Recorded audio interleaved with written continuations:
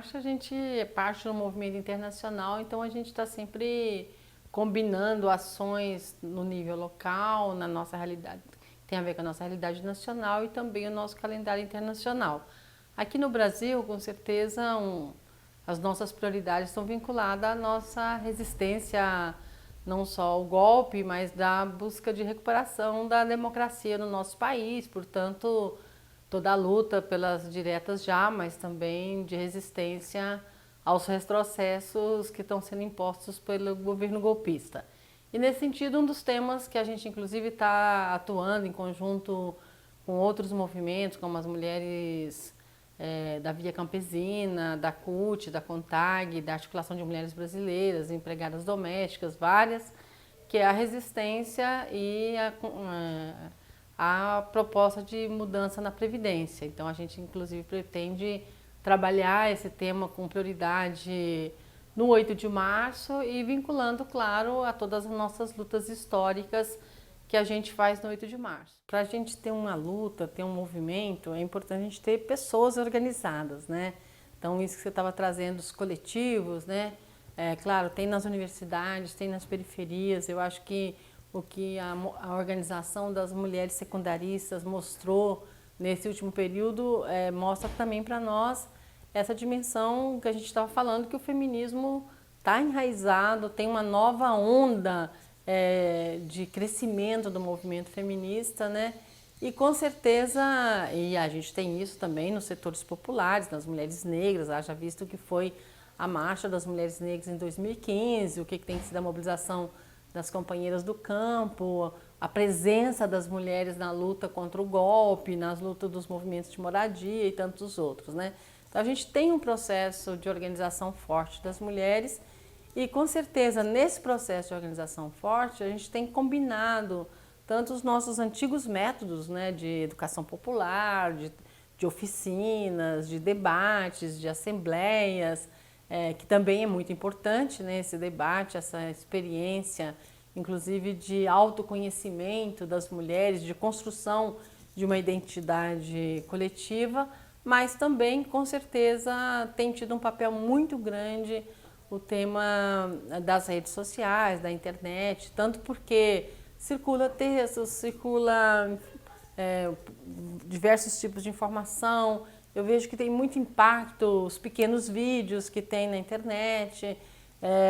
tem as campanhas, e isso também tem uma repercussão grande. E eu acho que a internet tem permitido às mulheres a atuar rapidamente nessa dimensão da conexão. A gente sempre comenta que o movimento de mulheres tem uma tendência a essa internacionalização muito grande, né? Para as mulheres é muito forte essa ideia de que tanto que o que eu estou vivendo agora, nesse momento, aqui no Brasil, aqui em São Paulo, mulheres do mundo inteiro vivem, então mulheres do mundo inteiro apanham, no campo e na cidade, de todas as classes sociais, mulheres do mundo inteiro vivem situações de violência, em todas as universidades do mundo tem violência. Então essa dimensão da gente ter uma consciência do como é comum as situações de opressão que as mulheres vivem, né?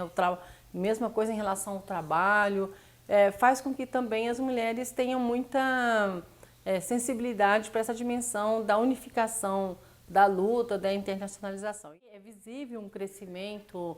da organização das mulheres, da construção de coletivos, da expansão do feminismo para vários setores da sociedade, inclusive para além dos coletivos feministas, como é o caso das artistas, intelectuais e assim por diante, né? Então a gente tem tido essa tendência de rapidamente uma ação se internacionalizar, como por exemplo a ação que começou na Argentina, do Nenhuma Menos, também que o ano passado em vários países se fez a mesma atividade. E agora, com o tema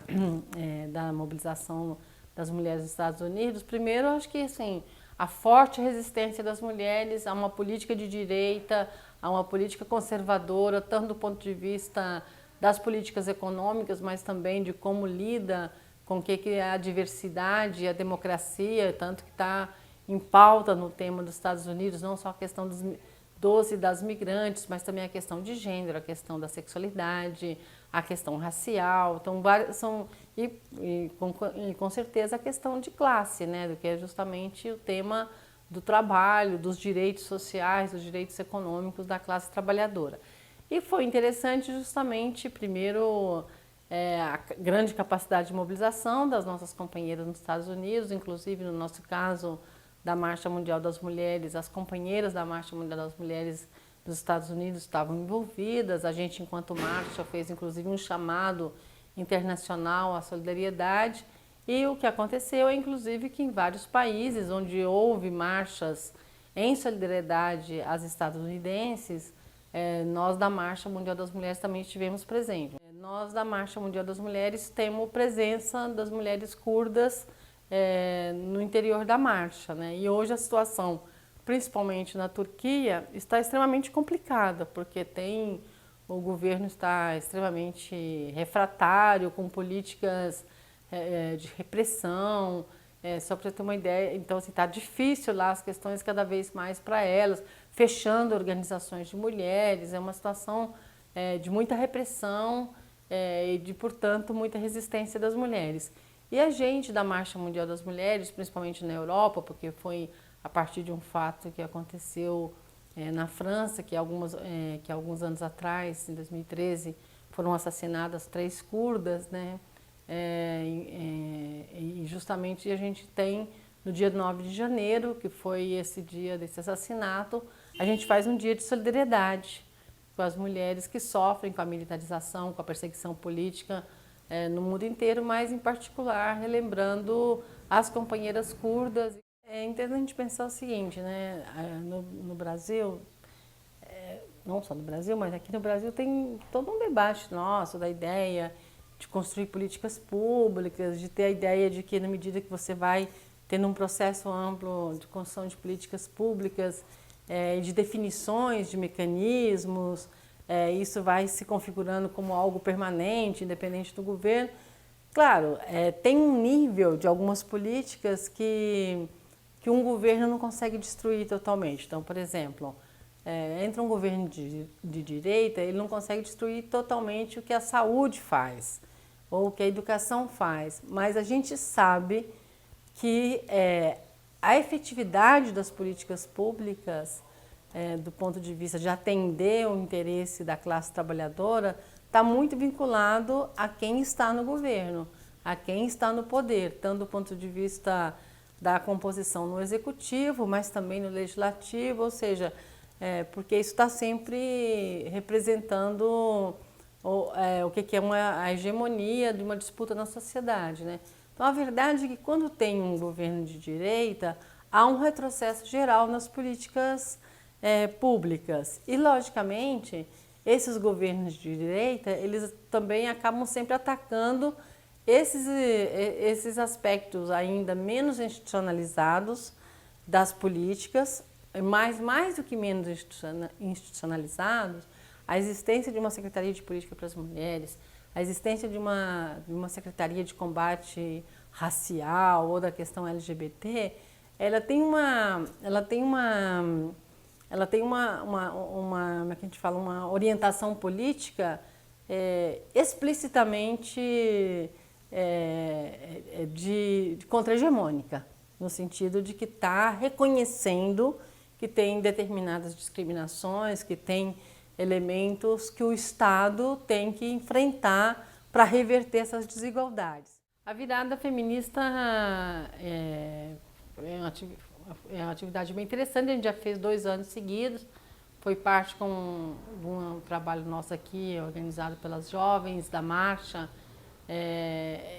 que também tem a ver com o ponto de cultura e com o trabalho